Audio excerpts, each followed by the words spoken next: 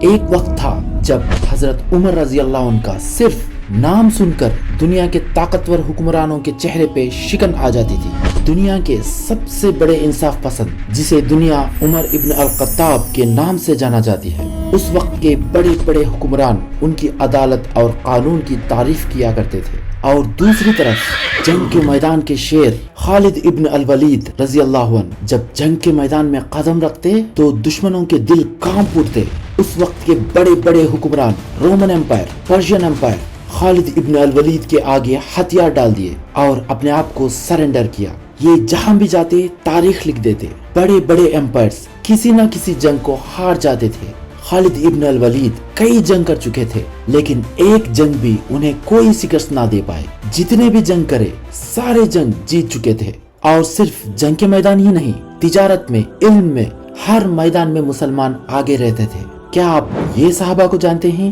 عبد الرحمن بن عوف رضی اللہ عنہ صرف ایک تاجر نہیں بلکہ ایک اکنامک ماسٹر مائنڈ تھے۔ انہوں نے قرآن اور حدیث کی روشنی میں دنیا کو تجارت اور معیشت کا ایک ایسا نظام سکھایا جو صرف پروفٹ ہی نہیں بلکہ انصاف بھی سکھاتا ہے۔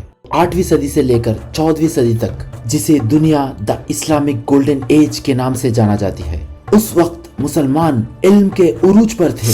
ابن سینا کی کتابیں یورپ کے میڈیکل سکولز میں کئی سالوں تک پڑھائی گئی۔ الخوارزمی کا الجبرا کمپیوٹنگ کا بنیاد بنا۔ جابر ابن حیان، جن کا نام فادر آف کیمسٹری کے نام سے مشہور تھا، لیکن آج مسلمان صرف ظلم کا شکار ہے۔ آج ہر طرف مسلمانوں پر ظلم اور سازشیں کیے جا رہے ہیں۔ ہر مسلم ملک پر غیر کی حکومت چل رہی ہے۔ ملک مسلمانوں کی ہے مگر فیصلے کسی اور کے ہاتھ میں ہے۔ اگر آج کے دنیا کے حالات پر نظر ڈالیں، آج کے ٹیکنالوجی کے دور میں گوگل، مائکروسافٹ، ٹویٹر، فیس بک جیسے بڑے بڑے کمپنیز دنیا کو اپنے مٹھی میں بند کر رکھا ہے۔ ایسے کمپنی سی ای اوز کے لسٹ میں آج مسلمان کا نام کیوں نہیں؟ اگر آپ انڈیا کے انڈسٹریل ریولوشن پر نظر ڈالیں، مکیش امبانی، گوتم ادانی جیسے بلینئرز دنیا کی اکنامی کا نظام لکھ رہے ہیں۔ آج چائنا صرف ایک ملک نہیں، ایک طاقت بن چکی ہے۔ ٹیکنالوجی، ٹریڈ، انوویشن، جو بھی میدان لے لو، آج بڑے بڑے کنٹریز سے ٹکرا رہی ہے۔ اور دوسری طرف مسلم کنٹریز بے روزگاری، اکنامک کرائسس، ترقی کی کمی کا شکار ہے۔ آخر یہ سب کیسے ہوا؟ ہم اتنا کمزور کیوں ہو گئے؟ ایک وقت تھا جب مسلمان دنیا کا نقشہ بدل رہے تھے، علم اور ترقی کے میدان میں عروج پر تھے۔ وہ مسلمان جو پوری دنیا پر راج کر رہے تھے، آج وہی مسلمانوں پر ظلم اور کسی پیروں کے تلے رونگتے ہوئے نظر آ رہے ہیں۔ یہ سب بدلاؤ کیسے ہوا؟ ہمارے تربیت میں ایسی کون سی تبدیلیاں آئے جس کی وجہ سے ہم صرف آخرت تک محدود ہو گئے اور دنیا کو بالکل اگنور کر دیا؟ کیا یہی اسلام تھا جو صحابہ اکرام نے ہمیں سکھایا تھا؟ آج کے اس ویڈیو میں ہم صرف جھوٹی تعلیم کو ہی ایکسپوز نہیں کریں گے بلکہ یہ دیکھیں گے کہ اصل میں اسلام محنت، سکسیس اور ویلتھ کے بارے میں ہمیں کیا تعلیم دیتا ہے۔ اگر آپ کو کسی نے یہ سکھایا کہ اسلام صرف غریبی اور صبر کا درس دیتا ہے، کہ دنیا کام کی نہیں صرف آخرت ہی سب کچھ ہے، تو آپ کو جھوٹ بتایا گیا ہے۔ اس ویڈیو میں اینڈ تک بنے رہیے، کیونکہ آج جو آپ سننے والے ہیں وہ آپ کی سوچ بدلنے والی ہے۔ اس ویڈیو کے بعد آپ دنیا کو اس طرح دیکھیں گے جس طرح صحابہ اکرام دیکھا کرتے تھے۔ تو آئیے میں آپ کو دو بچپن کے دوست احمد اور روہن کی کہانی سناتا ہوں۔ دونوں ایک ہی محلے میں پلے بڑھے، ایک ہی اسکول میں پڑھائی کی، ایک ہی خواب دیکھا، بڑے بننے کا، کچھ کر دکھانے کا۔ دونوں اسکول کے بریلینٹ سٹوڈنٹس تھے۔ دونوں کا سپنا آسمان چھونے والا تھا۔ دونوں اپنے مستقبل کو روشن دیکھنا چاہتے تھے، لیکن ایک وقت آیا جب دونوں کی راہیں الگ ہو گئی۔ روہن نے اپنے کیریئر پر بہت محنت کی، پڑھائی کی، نئے سکلز سیکھا اور اپنا بزنس شروع کیا۔ ہر دن نئے اپرچونٹیز ڈھونڈ رہا تھا، نئے لوگوں سے ملتا تھا، نئے آئیڈیاز پر کام کرتا تھا۔ اس نے اسٹرانگ بلیف کیا اگر انسان ہمیشہ چلتا رہا تو ایک نہ ایک دن منزل کو ضرور پالے گا۔ آج اس کی company multi million dollar company بن چکی ہے۔ وہی دوسری طرف احمد، وہ بھی اتنا ہی سمجھدار تھا جیسا کہ روہن، مگر اس کے کان ہر دن ایک ہی بات سن رہے تھے، بیٹا دنیا صرف ایک امتحان ہے، تم آخرت کی سوچو۔ ہر دن اس کو یہی سنایا جاتا تھا۔ یہ سن سن کر دنیا کے لیے اس کا جذبہ ختم ہو گیا۔ دھیرے دھیرے اس نے دنیا کے لیے محنت کرنا چھوڑ دی۔ وہ بھی اسی طرح بولنے لگا کہ اگر اللہ چاہے گا تو سب کچھ ہو جائے گا۔ جیسا وقت گزرتا گیا، احمد کی زندگی وہی کی وہی رکی رہی۔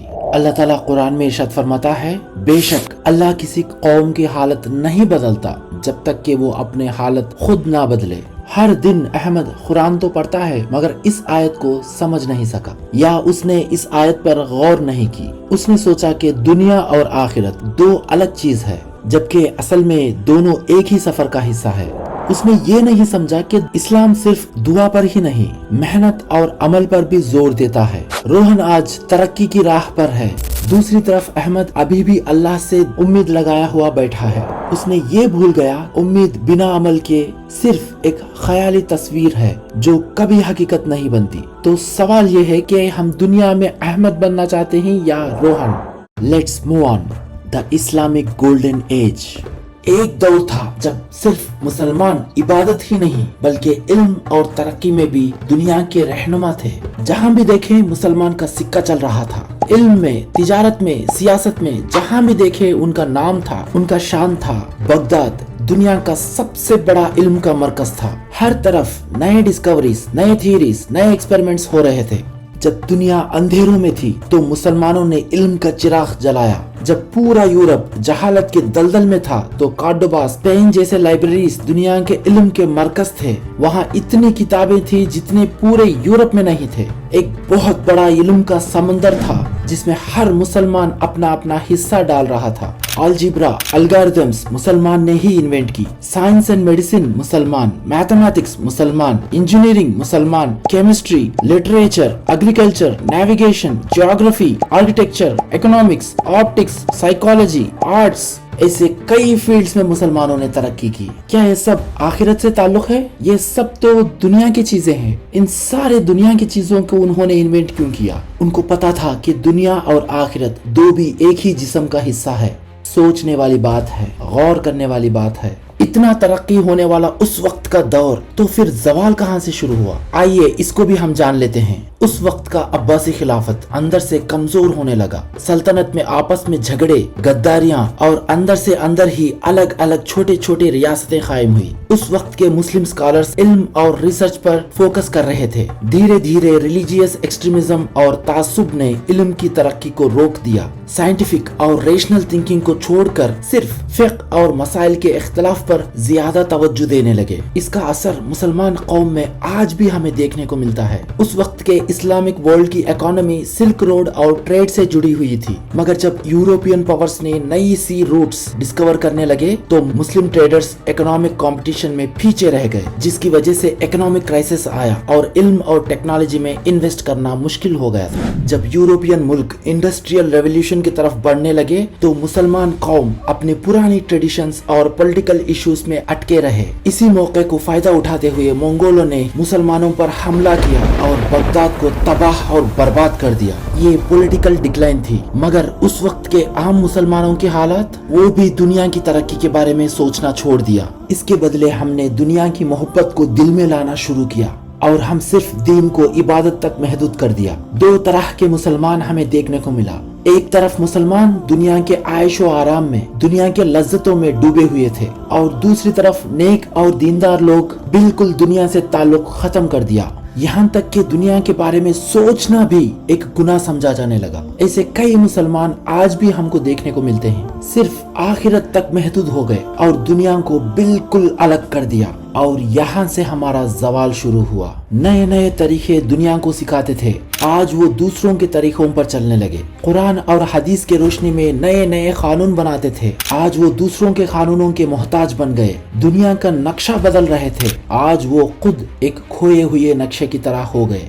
मगर असल बात यह है कि इस्लाम ने कभी दुनिया से मुंह मोड़ने को नहीं कहा, बल्कि कुरान में अल्लाह ये इरशाद फरमाता है सूरह क़सस में, और दुनिया में अपना हिस्सा मत भूलो। अल्लाह ताला खुद कुरान में दुनिया का हिस्सा लेने को एनकरेज कर रहा है। दुनिया में हिस्सा लेने का मतलब दुनिया में खूब पैसे कमाकर एंजॉय करने का सोचा तो फिर से मेरी बात को आपने गलत समझा। दुनिया में हिस्सा लेने का मतलब दुनिया के हर मैदान में मुसलमान एक्सेलेंस और हमेशा उरूज पर रहने का मतलब है। माल जितना मुकद्दर में लिखा हुआ है वो आपको मिलकर ही रहेगा, आप चाहे या ना चाहे। तो फिर हमने दुनिया का हिस्सा क्यों भूल गए? क्यों हमने दुनिया की तरक्की पर सोचना छोड़ दिया? क्यों हमने सिर्फ इबादत को सब कुछ समझ लिया, जबकि इस्लाम हर मैदान में एक्सेलेंस का दर्स देता है? तो फिर चलिए आज से हम भी दुनिया में तरक्की करने के लिए कदम उठाएं। एक वक्त हजरत उमर रजी अल्लाह अन्हु के पास एक नौजवान आया और कहने लगा, मैं अल्लाह से रिस्क की दुआ करता हूँ। तो हजरत उमर रजी अल्लाह अन्हु ने उसे देखा और कहा, सिर्फ दुआ नहीं, जाओ और काम करो, क्योंकि आसमान से सिर्फ बारिश गिरती है, सोना और चांदी नहीं। आज हम क्यों सिर्फ दुआओं पे रुक गए? क्यों हमने मेहनत और अमल का रास्ता छोड़ दिया? हम सिर्फ तारीख पे फख्र करना नहीं, नई तारीख लिखना है। हम सिर्फ शिकायत नहीं करना, नए रास्तों की तलाश करना है। हम सिर्फ मिसालें नहीं सुनना, खुद मिसाल बनना है। आज भी वक्त है, अगर हम चाहे तो आज भी दुनिया की तारीख को बदल सकते हैं, लेकिन सिर्फ तब जब हम उन जैसा सोचना शुरू किया, उन जैसा अमल करना शुरू किया। वो कौन थे? सहाबा इकराम रिज़वानुल्लाहि ताला अलैहिम अजमईन। अल्लाह हम सबको इस्लाम की सही सही समझ अता फरमा और दुनिया और आखिरत दो जहां की कामयाबी नसीब अता फरमा। आमीन।